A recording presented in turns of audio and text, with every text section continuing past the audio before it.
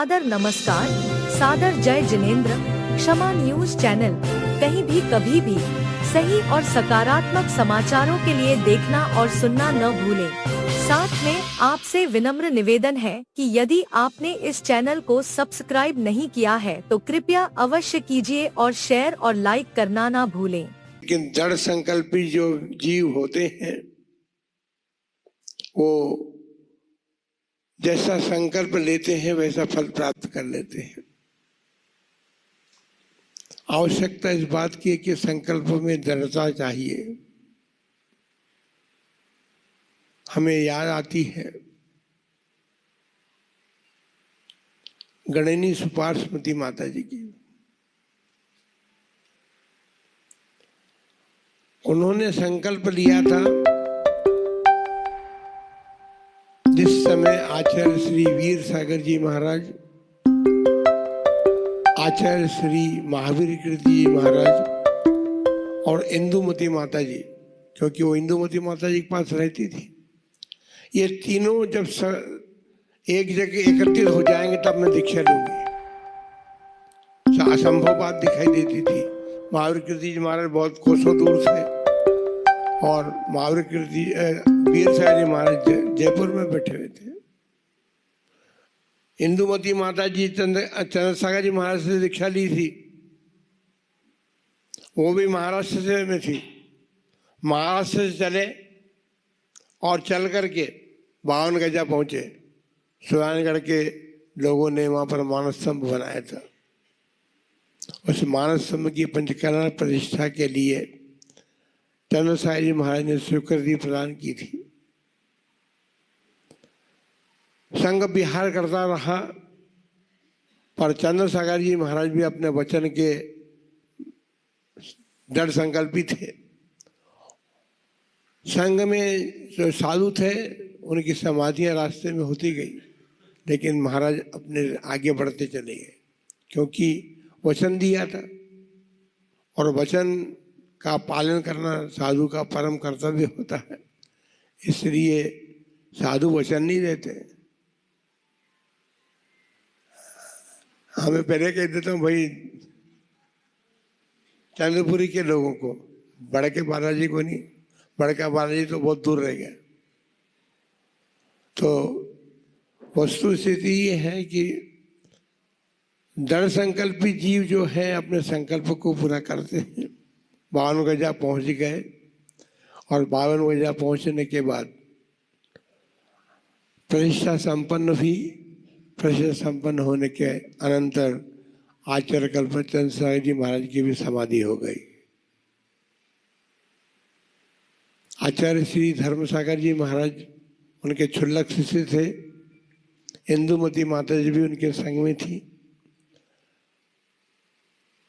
दोनों ने बैठ करके विचार किया कि चंद्रसागर जी महाराज भी चले गए, अब क्या करें। लेकिन जिनके जीवन में धर्म का अवलंबन होता है वे ठीक ठीक प्रकार से विचार करते हैं। माता जी ने, इंदुमती माता जी ने धर्मसागर जी महाराज जी की क्षुल्लक से भद्रसागर महाराज थे उस समय, उनसे कहा कि भाई विकल्प करने की क्या जरूरत है, कोई बात नहीं, ये संयोग वियोग की बातें हैं। अपने गुरु चले गए पर अपने एक गुरु और मौजूद है वीर सागर जी महाराज, अब उनके पास चलेंगे। अब देखो संयोग की बातें ऐसी मिलती हैं। इंदुमती माता जी भी वीर सागर जी महाराज के पास पहुंच गई और आचार्य वीर सागर जी महाराज के शारीरिक परिस्थिति का ज्ञान महावीर कीर्ति जी महाराज को हुआ और उन्होंने वहाँ पर विचार किया कि इस वर्ष का चातुर्मास मैं वीर सागर जी महाराज के साथ करूँगा, क्योंकि महावीर कीर्ति जी महाराज उनके क्षुल्लक दीक्षा ली थी वीर सागर जी महाराज से और वे महाराज के पास पहुँच गए, चातुर्मास किया। अब तीनों एक जगह एकत्रित हो गए। तो जब संकल्प होता है तो उसकी पूर्ति भी होती है। संकल्प लिए और ये सोचते रहे कि कैसा पूरा होगा, कैसा पूरा होगा, ऐसा नहीं है, पूरा हो जाता है। हमने ये संकल्प लिया था, लेकिन संकल्प दोनों प्रकार के होते हैं, ध्यान रखना। संकल्प अधूरे भी रह जाते हैं, जैसा कि हमारा रह गया आरिका माता जी के, सुपार्श्वती माता जी के समाधि में पहुंचने के लिए पूरा पुरजोर प्रयत्न किया, लेकिन सोनागिरी में आकर के माता जी चली गई यहाँ से। हमको दर्शन नहीं मिले माता जी की, तो मिलना नहीं हुआ। लेकिन यह बात अवश्य है कि माता जी ने सन 1965 में हमारे गांव में चातुर्मास किया था। इंदुमती माता जी, सुपार्श्वती माता जी और विद्यामती माता जी, ये 3 माता जी ने हमारे यहाँ चातुर्मास किया था। बस उस समय केवल माता जी ने हमें देखा था। हम बहुत छोटे थे उस समय, तो 10-11 साल के होंगे। 50 में जन्म हुआ तो 15 साल के हो गए। पर उस चातुर्मास में, वर्षा युग में, माता जी के पास बैठ करके अध्ययन करने का एक अवसर मिला था। हमारे साथी जो अध्ययन करते थे अभी भी मौजूद हैं। वो माता जी ने चातुर्मास पूरा किया, बिहार कर गई। उस समय तो हमारे परिणाम भी नहीं बने थे, पर देखिए योग बनता है। ज्ञानमती माता जी 1965 में सरोवर में चातुर्मास स्वस्थ थी, और सुपार्श्वती माता जी हमारे यहाँ थी। 1967 में सरोवर का महामस्तकाभिषेक हुआ। 1 वर्ष तक माता जी, ज्ञानमती जी महाराज वहाँ पर रहीं। कोशिश इस बात की रही कि हमको मस्तकाभिषेक देने का अवसर मिल जाए, लेकिन जीवन में नहीं देख सकी मस्तकाभिषेक साक्षात। सुपार्श्वती माता जी सनावत से सरोवर पहुँच गई और मस्तकाभिषेक में सम्मिलित हो गई। बंधुओं, ये सब अवसर इस प्रकार के मिल भी जाते हैं, और संकल्प के साथ भी ऐसा संभव होता है। कुछ कुल मिलाकर के हमें इतना ही कहना है कि माता जी ने हमें सन 1965 में देखा था, लेकिन उनके मन में एक भाव था। क्या देखा था, क्या उनका ज्योतिष ज्ञान था, कुछ पता नहीं, लेकिन उन्होंने कहा कि इस व्यक्ति में कुछ दम तो है।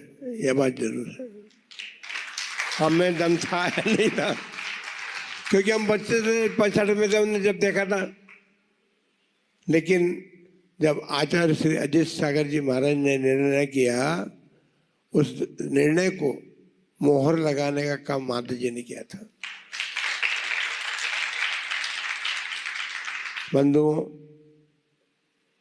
माता जी की बहुत सारी स्मृतियां हमारे पास में रही हैं, ऐसी बात नहीं है। यद्यपि वो न हमने उनको देखा, न उनने हमको देखा,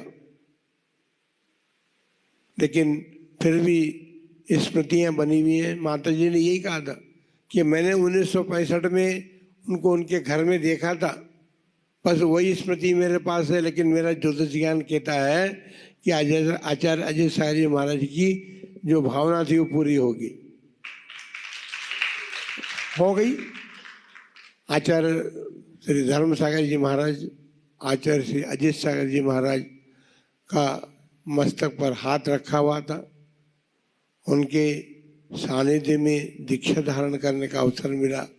आचार्य अजीत सागर जी महाराज भी अस्वस्थ थे, और अस्वस्थता के कारण उन्होंने एक 4 लाइन का श्लोक लिख करके भेजा था। आचार्य श्री धर्म सागर जी महाराज की समाधि के बाद हम सब लोग अजमेर में थे, कुछ साधु महाराज के बाद, तो अजमेर में वो 4 लाइन का एक श्लोक लिखा हुआ मिला, जिसकी अंतिम पंक्ति थी, मैं तुम्हारा इंतजार कर, प्रतीक्षा कर रहा हूँ, पर मिलाने वाला दुर्लभ है। मिलाने वाला दुर्लभ है, मैं प्रतीक्षा कर रहा हूँ। आज संग में जयंती माता जी थी, हम माता जी से कहा, माता जी इसका श्लोक को क्या कह रहा है ये श्लोक। उन्होंने बताया कि मैं प्रतीक्षा कर रहा हूँ, महाराज प्रतीक्षा कर रहे हैं, और मिलाने वाला दुर्लभ है। मन मन मिलाना दुर्लभ है, तो आज ही चलेंगे अपन, देखेंगे दुर्लभता क्या करती है। और उसी समय संघ ने विहार कर दिया और बिंडल में जाकर के आचार्य जी साहब महाराज से मिल गए। अवसर मिला उनकी सेवा करने का, और अवसर का जो फल होता है उस फल की कल्पना नहीं थी। हम तो इसीलिए गए थे कि महाराज की तबीयत ठीक नहीं रहती है, इसलिए वहां जाकर के सेवा करेंगे। तो बंधुओं, देव शास्त्र गुरु की भक्ति करें, पूजन करें, आराधना करें, अर्चना करें, लेकिन ये तीन द्रव्य और तत्व ऐसे हैं कि जिनकी भक्ति कभी खाली नहीं जाती है। आवश्यकता इस बात की है कि वैसे हमारा मन बने। अपने मन को अपना सुदृढ़ बना करके हम यदि देव शास्त्र गुरु की भक्ति करते हैं, सुनिश्चित बात है कि उसका फल अवश्य प्राप्त होता है, क्योंकि उनकी भक्ति में वो शक्ति है, और वो शक्ति प्राप्त होती है भक्ति करने वाले को। वह अपने जीवन में शुभ कार्य करता है, पुण्य अर्जन करता है, और पुण्य अर्जन करने के बाद उसे उसका प्रतिफल पुण्य रूप में मिलता है। जब उस समय तो बड़का बालाजी था, ये बड़का बालाजी जो है जयपुर में क्यों बना? माता जी की इच्छा तो पाठशाला में बनाने की थी, पाठशाला में बनाने की भावना थी। हम बता रहे हैं, पूरा इतिहास बता रहे हैं। लेकिन माता जी की ये इच्छा थी कि बड़का बालाजी बने या कुछ भी बने, लेकिन पूरा परिवार ही इसका संचालन करे, कोई ट्रस्ट वस्ट बनाने की आवश्यकता नहीं है। वहाँ बनने की बात थी, जिनकी जमीन थी उनने कहा कि मेरे परिवार के 2 सदस्य कम से कम ट्रस्टी बनेंगे, और माता जी के विचार के विरुद्ध था। बड़का बालाजी जयपुर में आ गया, और ये बड़का बालाजी चंद्रपुरी बन गया। भगवान चंद्रनाथ भगवान यहाँ पर क्यों? अब बड़का बालाजी सब लोग करते हैं, लेकिन हमने कहा भाई बड़का बालाजी हम जा नहीं रहे हैं, हम तो चंद्रपुरी जाएंगे। क्योंकि चंद्रनाथ भगवान जब प्रतिष्ठा हुई थी, विराजमान हुई, उसके बाद तो हमने देखे नहीं थे। तो आज चंद्र प्रभु भगवान का दर्शन किया, मन अपने आप में आह्लादित हो गया। चंद्र प्रभु भगवान का वर्ण जैसा था वैसे उनकी प्रतिमा भी बनी है। तो इसके साथ साथ मंदिर का वैभव जितना परिवार कर सका है, वो बहुत बड़ा वैभव देखने का अवसर मिला है। ये वैभव को देखने के साथ जो एक मन में प्रसन्नता भी है, जो उसके अतिरिक्त हमने दर्शन करके जो पुण्य अर्जन संघ को हुआ है, सुनिश्चित बात है कि वो पुण्य उनके जीवन में कार्य करेगा। चंद्रपुर भगवान संघ के भी चैत्यालय में चंद्रपुर भगवान मूल नायक है। तो अभी पिछले गांव में भी चंद्रप्रभु भगवान के दर्शन करके आए। चंद्रप्रभु 8वें भगवान थे। 8वें धर्म तीर्थ का प्रवर्तन चंद्रप्रभु भगवान के द्वारा हुआ था, और चंद्रप्रभु भगवान ने सम्यक शिखर से निर्वाण प्राप्त किया। सारे तीर्थंकर सम्यक शिखर से निर्वाण प्राप्त करते हैं, और सभी तीर्थंकरों का जन्म अयोध्या में होता है। यह अनादिजन व्यवस्था है। लेकिन इस बार अपने इस हुंडाउसर्पणे काल में ये भेद हो गया। जन्मभूमियाँ भी अलग अलग बनी और निर्वाण भूमियाँ भी अलग हुई।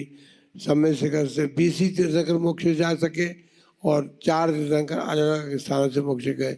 नेमिनाथ गिरनार से गए, महावीर भगवान पावापुरी से गए, तो इस प्रकार पाशुपूज्य भगवान चंपापुरी से गए। तो ये जो कुछ घटनाएं घटती हैं इसमें अपना परिणाम भी काम करता है, लेकिन काल भी उसमें कारण बनता है। ये हुंडाओ सर्पणी काल के कारण इस प्रकार की घटनाएं घटी हैं। अपन सब हुंडाओ सर्पणी काल में जन्म ले रहे हैं। आज कुछ पीले पीले वस्त्र ज्यादा दिखाई दे रहे हैं। पीले पीले वस्त्र एक ड्रेस कोड हो गया, पुरुषों ने एक ड्रेस कोड बना लिया, पीला कुर्ता और सफेद पायजामा पहनेंगे। महिलाओं ने भी कुछ ने अपने कपड़े बदले, अभी सबने नहीं बदले, ये बात ठीक है। तो ड्रेस कोड का भी एक महत्व होता है। वो आपने किसी उद्देश्य से बनाया, वो आपके आप जाने, लेकिन हम कह रहे ड्रेस कोड का बड़ा महत्व होता है। भगवान जिनेंद्र का अभिषेक करने के लिए भी एक सुनिश्चित ड्रेस है, और उसी ड्रेस के माध्यम से हम उसका वो करना चाहिए। तो आप सभी लोग आए हैं, पिछले गांव के लोग भी हैं, आगे के गांव के भी लोग होंगे, सब लोग आकर के बैठे हैं और सम्मान में संघ के सम्मान स्वागत में आप सभी लोगों ने भाग लिया है। लेकिन आपका पुण्य इस माध्यम से जगा कि आपने गुरु भक्ति करेंगे, गुरु भक्ति करेंगे, ये संकल्प लिया था आपने मन में, और मन में लिया तो आपको चंद्रप्रभु भगवान के दर्शन भी हो गए। इसलिए आप सबके लिए हम मंगल कामना करते हैं कि देव शास्त्र गुरु हमारे परम आराध्य हैं। हमारे लिए जो कुछ भी हो सकता है वो देव शास्त्र गुरु के माध्यम से ही हो सकता है। सारे कर्मों का प्रक्षालन भी हम देव शास्त्र गुरु की परम भक्ति करके ही कर सकते हैं। वो भक्ति आप सबके मन में जगे, और भक्ति जग करके आप सभी इस मनुष्य जन्म को सार्थक करने का परम पुरुषार्थ करें। ऐसे मंगल भावना के साथ आप सबके लिए आशीर्वाद।